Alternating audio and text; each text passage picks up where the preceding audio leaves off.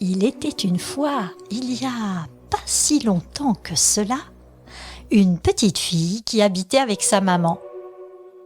C'était une petite fille très sage, très attentive aux autres, toujours souriante.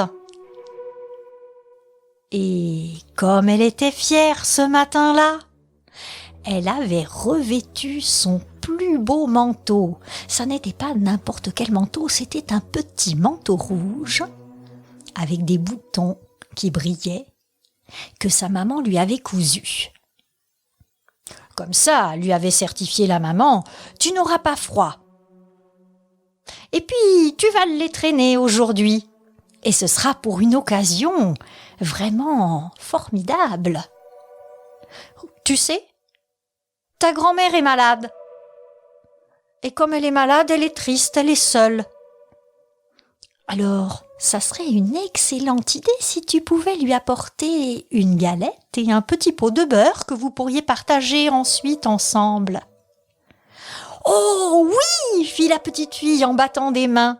« Ça me fera vraiment plaisir de voir ma grand-mère. » Sa maman ajouta. « Tu sais, le chemin est facile. Il traverse la forêt, il faut vraiment que tu restes sur le sentier. » « Promis, maman, pas de souci, je reste sur le sentier. »« À tout de suite. Promène-toi bien et profite de ta grand-mère. »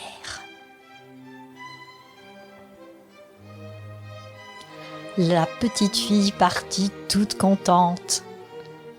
Comme c'était agréable de se promener dans les bois par ce bel après-midi ensoleillé. Elle entendait le chant des oiseaux, le bruissement des feuilles. Et puis, sur le bord de chemin, il y avait plein de petites fleurs des bois, plus colorées, plus parfumées les unes que les autres. Il y avait des violettes, des jonquilles, des jacinthes aussi. « Oh !» fit-elle, « pourquoi ne pas faire un bouquet de fleurs pour ma grand-mère ? Ça lui ferait plaisir en plus de ce que j'ai dans mon panier. » Oh, ces fleurs, elles étaient très jolies au bord du chemin, mais elles étaient encore plus odorantes et encore plus fleuries, là, un petit peu plus loin, au pied de ce chêne. Et de fleur en fleur, le petit chaperon rouge s'écarta du chemin. Si bien que, au bout de quelque temps, lorsqu'elle se retourna, elle fut très inquiète. « C'est bizarre. Je ne vois plus le sentier, je ne vois plus le chemin. Comment c'est possible ça ? J'ai marché si loin ?» Elle regarda à droite. Rien.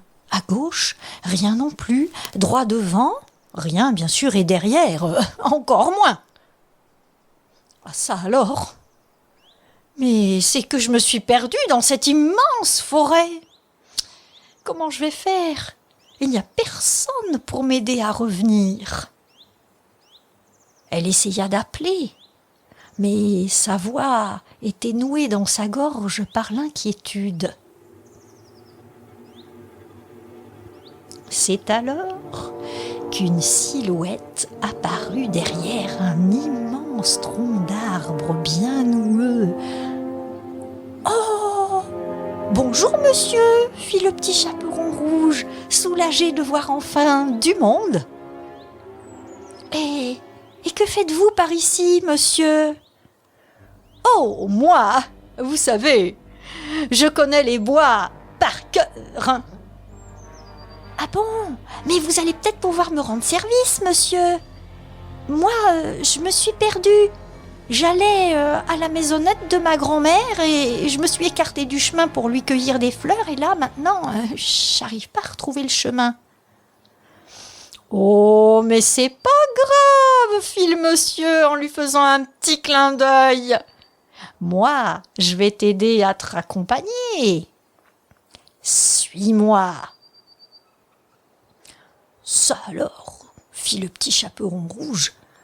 en plantant bien fort ses talons dans le sol. Il y a vraiment des gens sympathiques dans cette forêt.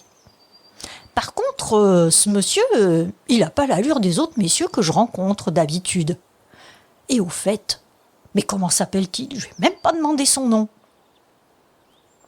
Et tout en suivant le personnage, elle le regarda d'un peu plus près. Elle l'observa. Oh, il avait un grand manteau de fourrure grise, peut-être une queue un petit peu longue et bien fournie, un museau long, quelques dents bien acérées, bien pointues, et surtout l'œil brillant et vif. Et lorsqu'ils se retrouvèrent au bord du chemin, elle se retourna vers ce monsieur et lui demanda « Ça alors, vous êtes vraiment le plus doué de tous pour me ramener si vite sur le sentier. Mais comment vous appelez-vous, que je puisse vous dire merci ?»« Eh bien, on m'appelle le loup. »« Le loup ? Ah, quelle chance j'ai de vous rencontrer !» « Merci, monsieur le loup, de m'avoir rendu service. Vous m'avez peut-être même sauvé la vie. »« T'inquiète pas, petit chaperon rouge. Peut-être même qu'on se reverra. » Et le petit chaperon rouge, tout en cheminant sur le sentier, se dit qu'il avait eu drôlement de la chance de rencontrer quelqu'un d'aussi aimable, d'aussi sympathique, qui l'avait aidé. Seulement, le loup n'était pas du même avis. Ah ah, ce petit chaperon rouge, il a l'air de se rendre dans un lieu assez sympathique où il va y avoir un goûter. J'ai aperçu dans son panier une galette et un petit pot de beurre. Dans le coin, il n'y a qu'une seule petite maison, c'est celle de la vieille, de la grand-mère. Pas très fameuse, la grand-mère. Par contre, à la petite fille avec ses joues roses bien dodues, ça me met en appétit. Et il se lécha les babines. Alors, ni une, ni deux, en prenant tous les raccourcis qu'il connaissait par cœur, il arriva avant le petit chaperon rouge, devant la petite maison de la grand-mère. Il frappa à la porte. Toc, toc, toc. « Qui est là ?» fit la grand-mère, intriguée. « Eh bien, c'est le petit chaperon rouge, votre petite fille. Je viens vous apporter une galette et un petit pot de beurre. »« Alors, tire la bobinette et la chevillette, cher rat. » C'est ce que fait le loup. Il ouvre la porte, il s'engouffre dans la pièce, se précipite sur la grand-mère et l'engloutit en 2 bouchées. La grand-mère, elle est peut-être pas très savoureuse, mais ça vous cale un peu quand on crève la faim, se dit le loup en frottant son petit ventre. Attendons un peu. Maintenant va arriver le dessert. Et le dessert, c'est le petit chaperon rouge. Ça sera le meilleur. Alors, il se glisse dans le lit de la grand-mère. Mais pour pas qu'on le reconnaisse, il attrape un bonnet de nuit et une chemise de nuit. Il enfile son déguisement et remonte son édredon juste au ras de son museau. Et il attend. Et au bout de quelque temps, il entend frapper à la porte. Toc, toc, toc, toc. Qui c'est ? Eh bien, c'est le petit chaperon rouge, grand-mère. Je viens vous porter une galette et un petit pot de beurre, parce que je sais que vous êtes malade, alors je viens passer un petit moment agréable avec vous. Tire la bobinette et la chevillette, cher rat. Le loup avait du mal à prendre une voix de grand-mère, mais il y parvint parce qu'il avait beaucoup d'expérience. Le petit chaperon rouge entre dans la pièce.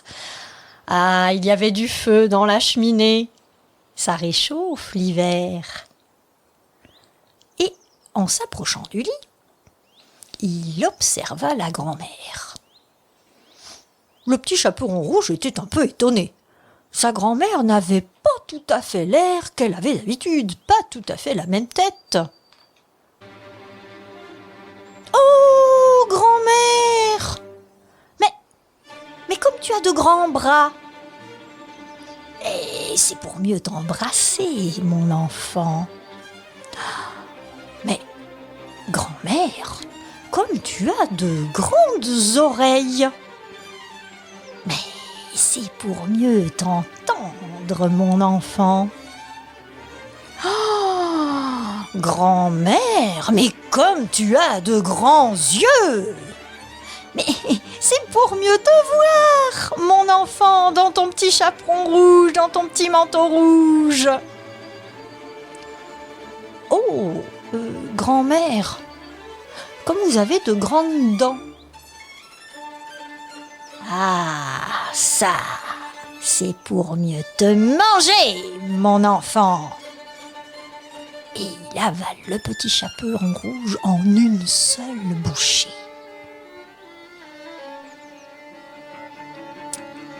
Le loup, qui maintenant est repu, rassasié, a le ventre rond et même un peu lourd.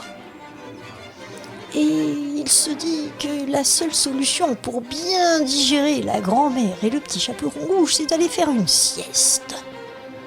Et pour faire la sieste, rien de tel que l'ombre d'un grand chêne, quand on est adossé à son tronc, et que l'un vent bien doux vous fait friser les moustaches de bonheur. Le voilà qui sort. Il s'installe et il appuie son dos sur le tronc d'arbre. Et sa queue, il l'enroule bien soigneusement autour de ses pattes. Il plonge dans un profond sommeil. Ah ah, c'est quand même étrange. On nous parle sans arrêt d'un grand loup gris, très audacieux, très rusé, qui court cette forêt et on ne tombe jamais dessus. Comment cela se fait ? Peut-être qu'il faudrait aller un peu plus par là, fit une autre voix très assurée. Allez, essaye plutôt par là, fait une troisième voix encore plus assurée. C'était la voix des chasseurs qui étaient à la poursuite du loup qui avait déjà commis bien des ravages dans le pays. Ah, mais le voilà, notre loup, fit l'un des chasseurs en apercevant un bout de pelage gris derrière un tronc d'arbre. C'est peut-être lui. Alors maintenant, il faut approcher tout doucement, ne pas se faire entendre, qu'il ne repère pas notre odeur non plus. Alors, à plat ventre, le chasseur le plus courageux s'avance, il rampe, il s'arrête de temps en temps. Son cœur bat très fort, d'excitation bien sûr, mais d'appréhension et de peur aussi. Le voilà tout près du loup. C'est vrai qu'il est gros, ce loup. Oh, plutôt que de tirer avec une carabine, le plus simple, ça serait peut-être de regarder ce qu'il a mangé. Alors le chasseur décide d'ouvrir le ventre du loup. Et comme c'est une forêt un peu magique, le chasseur a une paire de ciseaux, il ouvre le ventre du loup sans que celui-ci se réveille. Et... oh, miracle! Il en sort une grand-mère! Une grand-mère qui s'étire, qui soupire, qui est bien contente de retrouver un peu d'air frais. Oh, merci, monsieur le chasseur. Qu'est-ce que j'étais à l'étroit dans ce ventre de loup. Je suis bien contente de retrouver la forêt. Mais je ne suis pas tout seul. Ça bouge encore dans le ventre du loup. Et le chasseur, est-ce que vous pourriez regarder ce qu'il y a d'autre dans ce ventre de loup? Bien sûr, fait le chasseur. Il ouvre un petit peu plus grand, il fait une entaille. Oh, mais c'est mon petit chaperon rouge adoré! Ma petite fille, mon petit chou! Mais que fais-tu là? Eh bien, le loup m'a dévoré, tu vois, grand-mère, alors je suis bien contente. Finalement, on s'est retrouvé bien au chaud dans le ventre du loup, mais qu'est-ce qu'il y fait noir dans ce ventre? Écoute, c'est pas grave, fit la grand-mère. L'important, c'est qu'on soit réunis. Alors, on va rentrer bien chasement chez moi, et puis on va prendre le temps de déguster la galette que tu m'as apportée et le petit pot de beurre. Le petit chaperon rouge suit sa grand-mère et les voilà qui disparaissent dans leur petite maison. Et le loup, me direz-vous? Eh bien, le loup, depuis ce jour, on n'en parle plus beaucoup. Comme quoi, parfois, les loups, tout en étant aimables, rusés ou bien le ventre entaillé, ils ont toujours l'amour des enfants pour les accompagner.